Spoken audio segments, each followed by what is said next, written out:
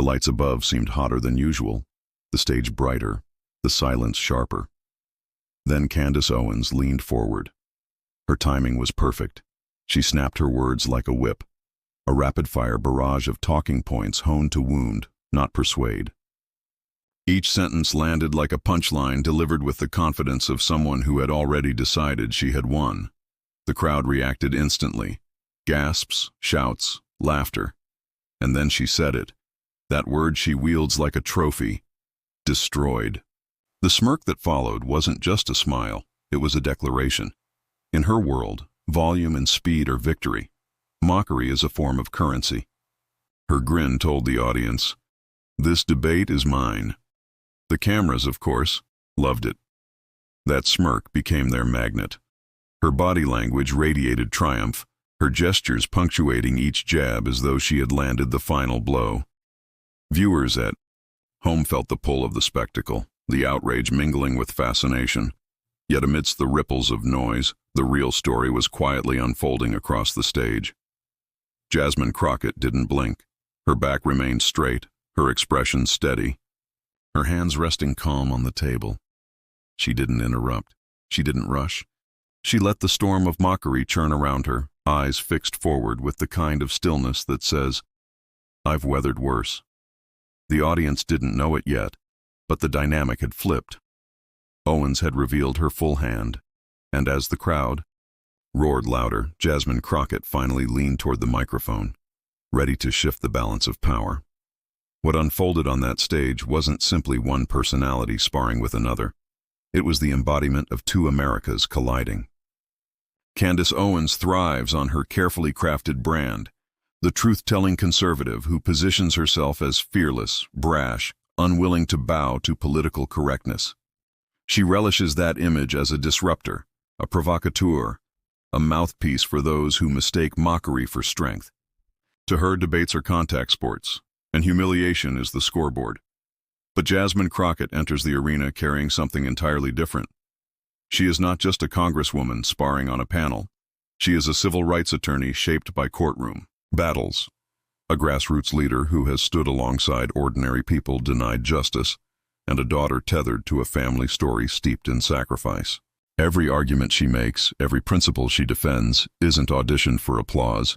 It springs from lineage and lived reality. That's why this is more than an exchange of verbal blows. It has become a symbolic clash, a vision of politics. Reduced to sound bites and jeers squaring off against a vision rooted in dignity, memory, and accountability. To Owens, the goal is winning the viral moment. To Crockett, the goal is something harder, honoring history, defending equity, and showing America that power doesn't have to sneer to be strong. The audience may not consciously recognize it, but instinctively they feel the bigger stakes. This isn't only Owens against Crockett. It's derision versus honor, arrogance versus dignity, cynicism versus conviction. Because what Candace Owens sees as a performance win in the moment is about to unravel. Once Jasmine Crockett reframes the debate in terms laughter can never erase. To understand the weight of this debate, you must first understand the force that is Candace Owens, and how her rise was less about substance and more about spectacle. Candace burst into the national spotlight not by threading nuance, but by ripping nuance apart. She understood instinctively that outrage is a currency, and with a sharp tongue and an ear for sound bites, she tapped into that market with ruthless efficiency. While some politicians chase legislation and others seek compromise, Owens sought attention, and she found it in abundance. Her strategy was simple and devastatingly effective. Confront, provoke, and never retreat. Even when wrong, double down. Even when criticized, spin it as proof of victimhood. She was unafraid to lampoon sacred cows, dismiss long-documented struggles, and label compassion as weakness. To her fans, this was bravery. To her critics, it was performance art in a world already drowning in disinformation. Her rhetoric delights her followers for the very reason it infuriates her opponents. It's sharp, cutting, and unyielding. Yet when you peel back the layers, contradictions glare. She speaks passionately about freedom, yet routinely undermines the lived freedom of Black Americans by dismissing systemic realities as excuses. She rails against identity politics, while simultaneously casting her own identity as a shield against criticism. These contradictions are not footnotes. They are the engine of her rise, because conflict keeps the spotlight burning. Hypocrisy, too, is part of the performance. In Owens's world, empathy is weakness. Compassion is reduced to condescension, and complexity is slimmed down into viral sound bites. She celebrates the dismissive laugh, the smirk aimed at opponents, the art of evisceration packaged for social media. To audiences in search of catharsis rather than clarity, her arrogance is sold as authenticity. Cinematically, picture her greatest hits, standing before adoring crowds, chin tilted high, daring her critics to strike back. Smiles sharpened into daggers, fingers jabbed toward opponents. The dismissive sigh, the rolling eyes, each one a gesture rehearsed to communicate dominance. But therein lies the hollow core. Her power does not come from depth of argument, but from performance. She thrives on chaos, pulling oxygen out of the room until only her voice remains. To her, debates are not about persuasion. They're about domination. A scramble for who can drown the other out longest, who can land the one-liner that trends. And on most stages, that's been enough. The applause lines, the headlines, the viral clips all crafted her reputation as a destroyer of opponents. She entered this chamber confident the same formula would work again. But domination only works on opponents who agree to play the game.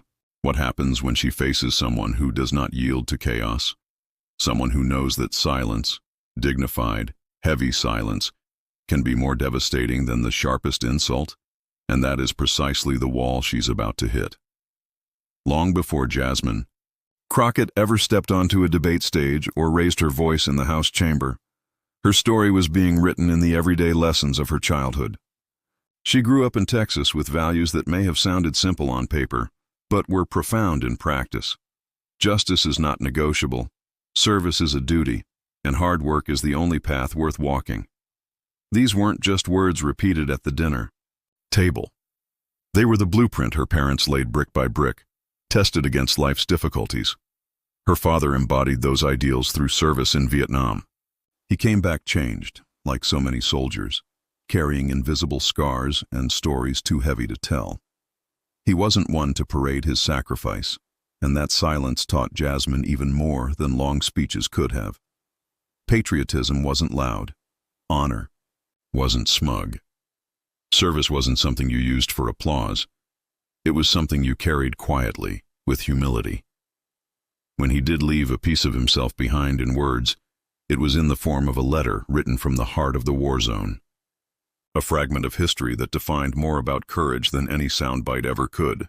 That delicate page, preserved for decades, became a moral compass in Jasmine's life. Inspired by that inheritance, Jasmine Crockett pursued law with a fierce sense of mission. She didn't chase prestige on corporate boards or carve out the lucrative trappings of big law. Instead, she moved into the spaces that seemed nearly abandoned by those in power. Courtrooms where tenants stood one step away from eviction, where workers were cheated out of wages, where the vulnerable needed someone to believe in their dignity. She became the lawyer who carried their burdens as if they were her own, her legal arguments sharpened into both weapon and shield. That legal training became her foundation. It taught her how to stay composed when opponents tried theatrics. It trained her to outlast bluster with patience. And it gave her the habit of grounding every argument not in ego, but in evidence, in facts, in human stories, in the stubborn reality that can't be silenced by laughter. Politics came later, but for Jasmine, it wasn't ambition. It was inevitability. Her constituents saw in her not just a skillful advocate, but a reflection of themselves, someone unafraid to face systems that dismissed them. As she ran for office and ascended into Congress, her reputation followed, steady, sharp, principled. If many politicians seem untethered by anything deeper than party lines, Jasmine carried something heavier into every space, her father's legacy of service, and that haunting letter that reminded her what real sacrifice looked like. Cinematically, you can imagine the montage, a younger Jasmine cross-examining landlords on behalf of struggling tenants, moments at kitchen tables with neighbors hashing out community problems, her father reading the paper in dignified silence, his combat experiences never far from the surface, her carefully preserving the letter, running her finger over the faded ink that connected past to present. So when Candace Owens strutted onto this debate stage, fueled by smirks and applause lines, she wasn't facing political Jasmine Crockett. She was facing an entire life defined by service, justice, and dignity. And that meant Owens's weapons, mockery, derision, showmanship, were destined to run aground. Because when Owens leaned forward, grinning as though the victory were already hers, Jasmine wasn't rattled.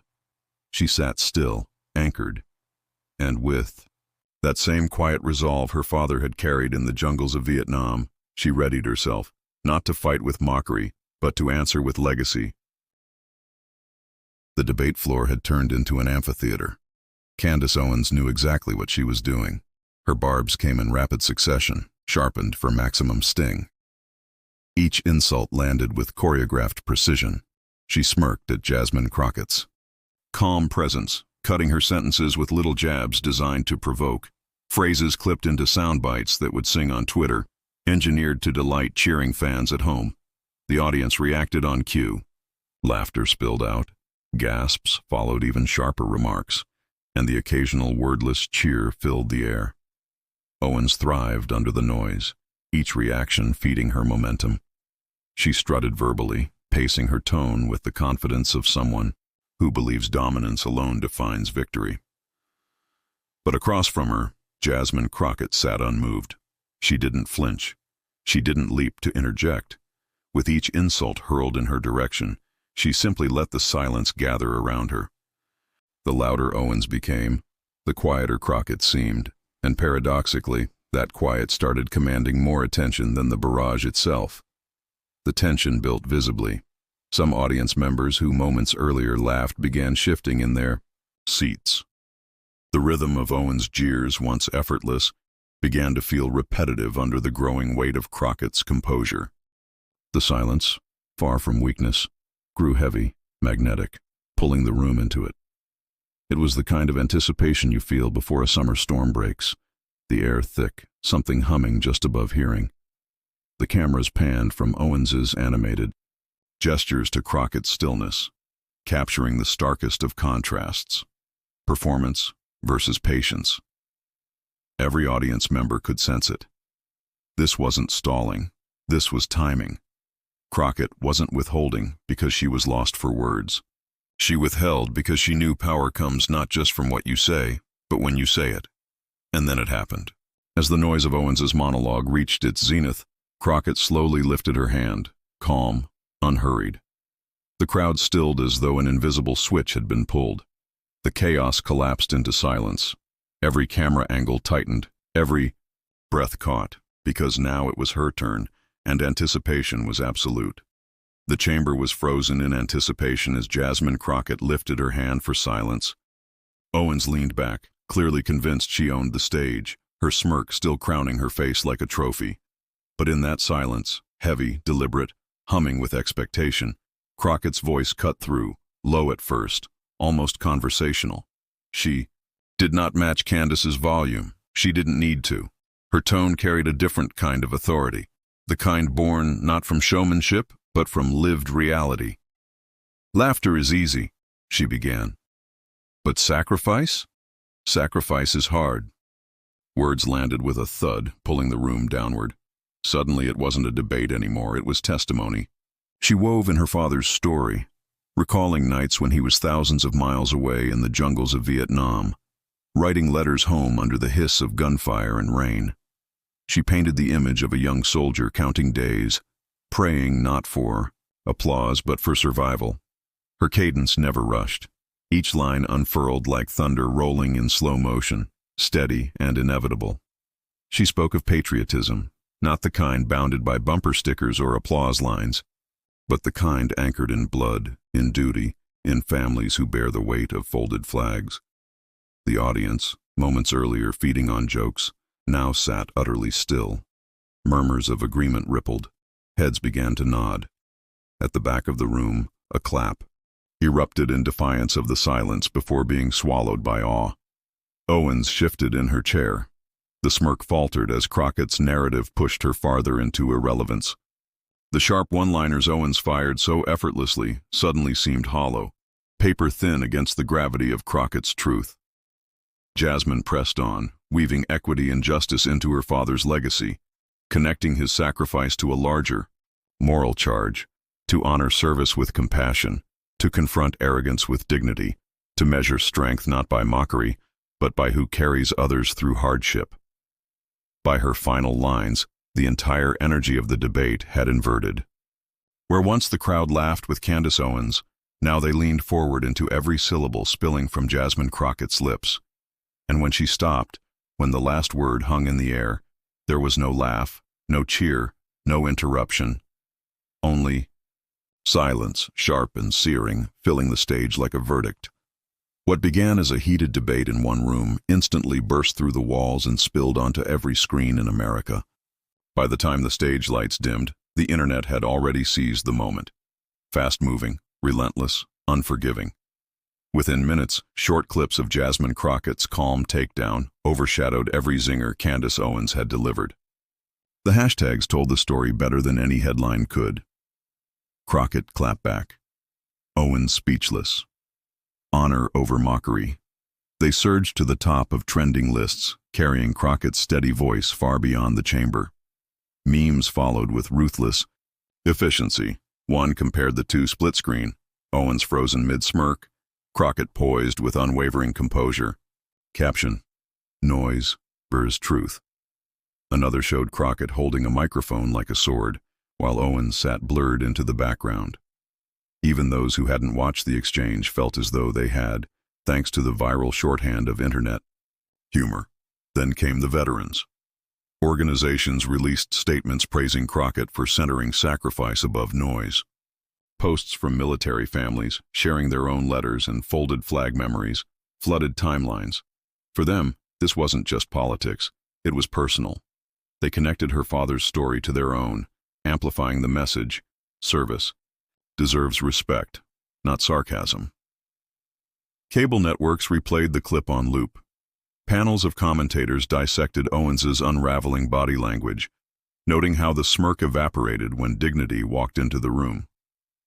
Even commentators who usually praised Owens admitted Crockett's composure had flipped the script. Owens's camp scrambled. Spokespeople rushed to reframe the laughter as confidence, her performance as truth-telling. But the internet had already chosen its viral hero, and no press release was going to pull those hashtags down. Because the narrative wasn't about a one-line victory anymore. It wasn't about who landed the sharpest jab. This exchange had shifted into something bigger, something more enduring. Suddenly, the debate wasn't about who won. It was about what America really values: noise or dignity. As the dust settled, Jasmine Crockett herself reframed what had just happened. For her, it was never about scoring applause lines or humiliating an opponent. It was about showing that strength and dignity can coexist, and that real leadership isn't measured in volume but in values. She reminded the audience that true patriotism is quiet, steadfast, and often unseen. It belongs not to those who smirk into cameras or reduce service to a punchline, but to those who shoulder sacrifice without fanfare. Real strength, she argued, is not in clever slogans weaponized on social media. It is in the people who write letters home from the front lines, in families who endure the silence of empty chairs, in communities who keep faith alive even in the darkest hours. Her father's Vietnam letter stood at the center of that reminder. To some, it was faded ink on old paper. To her, it was a compass. To the nation, it became a metaphor. Truth etched in trembling handwriting will always outlast the shallow laughter of arrogance. It reminded everyone watching that history has never remembered the hecklers, only those who endured with courage. Crockett lifted the debate beyond partisan fault lines. She challenged the crowd, and by extension, the nation, to think about what truly deserves honor. Do we reward noise or service? Do we elevate spectacle? Or do we preserve sacrifice as sacred? In that moment, she declared, the choice was not about left or right, but about dignity versus mockery, legacy versus theatrics, truth versus derision. That was the real battlefield. And yet, as inspiring as her message was, a question lingered, larger than Candace Owens, larger than Jasmine Crockett. The greater test remains. Will America carry forward this lesson of dignity and sacrifice, or will it sink deeper into the theater of arrogance? Candace Owens came into the debate with every intention of destroying Jasmine Crockett, and for a moment it looked like she had. The smirk, the one-liners, the laughter of the crowd, it all seemed like victory on the surface. But then came the turn. Crockett didn't raise her voice, didn't throw insults, didn't play the same game. Instead, she carried her father's story, his letter, his sacrifice into that room like an unshakable truth. And with a voice steady enough to silence chaos, she destroyed something far more enduring than any opponent. She destroyed arrogance itself. That is the real takeaway. Owens won a round of noise. Crockett won the war of meaning. Arrogance cannot withstand dignity. Spectacle cannot outlast sacrifice. And when truth finally steps to the microphone, every sneer, every smirk, every laugh collapses into silence. This channel exists to keep that spirit alive, to spotlight the moments where performance art melts away and real values stand tall. If you believe arrogance should never define strength, if you believe sacrifice and service deserve to be honored above cheap one-liners, then you are part of this movement already. So stand with us, subscribe, share this video, help amplify. Voices of integrity in an age drowning in mockery. Because together, we're building an arena where truth confronts spectacle, where dignity always wins, and where the legacies of sacrifice, be they on battlefields, courtrooms, or community streets, are given the honor they are due.